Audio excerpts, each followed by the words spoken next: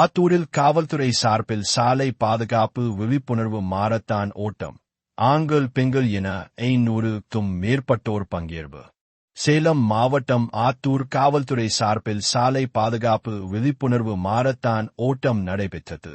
ஆண்கள் பெண்கள் என இரு பிரிவுகளாக நடைபெற்ற மாரத்தான் ஓட்டத்தினை ஆத்தூர் டிஎஸ்பி சத்யராஜ், வருவாய் கோட்டாட்சியர் தமிழ்மணி, ஆத்தூர் நகர காவல் ஆய்வாளர் அழகு ராணி உள்ளிட்ட கொடியை அசைத்து துவக்க வைத்தனர். ஆத்தூர் அரசு ஆண்கள் மேல்நிலைப் பள்ளியில் தொடங்கிய ஓட்டம் உடையார்பாளையம் பேருந்து நிலையம், காமராஜர் சாலை, காந்திநகர், விநாயகபுரம் வழியாக மீண்டும் பள்ளியை வந்தடைந்தது.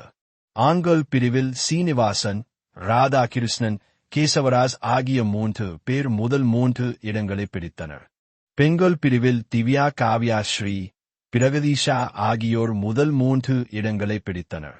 வெற்றி பெற்றவர்களுக்கு பரிசு தொகையும் சான்றிதழ்களும் வழங்கப்பட்டன.